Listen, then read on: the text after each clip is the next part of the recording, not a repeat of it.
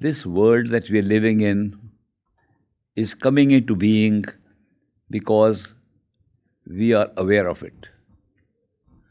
Awareness means that we have the ability to know something is existing. That's all. Not only know it's existing, but to be able to experience it in very close form, which is called perception by these sense perceptions of the body. We perceive this whole world because we have sense of perception, and the perception is divided into sense perceptions. So we can say we can see, touch, taste, smell, all these things we can do because we have sense perceptions, and the whole world can be known to us. That's how we are knowing the world. Consider this. There is no other way that we have right now of knowing the world except this. Somebody can say, there's another way, I'd like to learn that. I have not found any way, nor have the scientists found it. Sense perceptions is the only reason why we know a world exists. Supposing you lose all your sense perceptions, the world disappears. A fact, a matter of fact. That is why it's something very important to know that sense perceptions are creating this, and sense perceptions are creating two kinds of awareness. One, an awareness immediately available to us through five sense perceptions, and an awareness which is in our head, in our mind, about things existing outside this house, which you are not seeing, which you are not touching, not smelling. None of these sense perceptions are working, but you are still aware of something outside. That is mental awareness. This is physical awareness.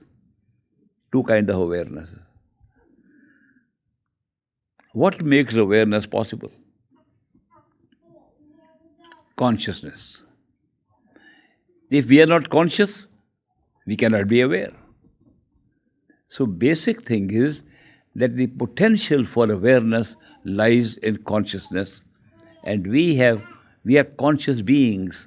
Therefore, we are able to have awareness, mental awareness, as well as physical awareness. Physical awareness we can explain. With eyes we see. But then there is another kind of awareness in between the two. Between the mental awareness, which is just knowing there's something outside. I remember I parked my car, I remember this thing, which is not immediate sensory perception. It's a mental awareness. Between the mental awareness and the physical awareness lies another kind of awareness. And that is imagination. We know the car is outside parked. We can imagine and see the car parked.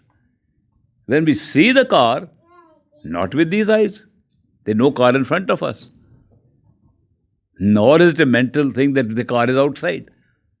We are using something which is imagination. What is imagination? Imagination is the ability to use the same five sense perceptions without the body. If I want to imagine, I can imagine the car, I can imagine touching it. If there are some flowers lying there on the car, I can imagine the flower and smell them. If there's food lying on top of the roof of the car, I can imagine I'm tasting it. Where is that coming from? Here is sensory imagination, physical, which we are seeing with physical senses. We have mental imagination by knowing things, but we are not seeing it. Then we can see them imagination. So remember, the whole type of experiences we can ever consist of these three. And when we use these physical eyes, physical ear, physical tongue, physical mouth, physical body for the five senses, we call it the physical world and physical consciousness. But when we can do it without the body, through imagination, then we call it the astral self. not the physical self. People sometimes wonder what is an astral body. Astral body is the body you create when you imagine you have a body, but this is not this body. Astral body is the one which you can imagine that it can walk right now or go out and check the car is there and come back through imagination. That's the astral body. People think astral body is somewhere hidden somewhere in some high region. We have it right here. We are using it every day. Whenever we imagine something, we are using our astral body every day. Therefore, the astral self is working within this physical body and can be used to go out of the body whenever we like and come back into the body by imagination.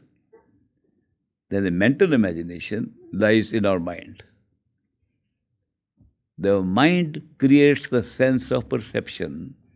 The astral self divides it into different 5 sense perceptions, and this body is using those sense perceptions and the mind inside to have experience of the world.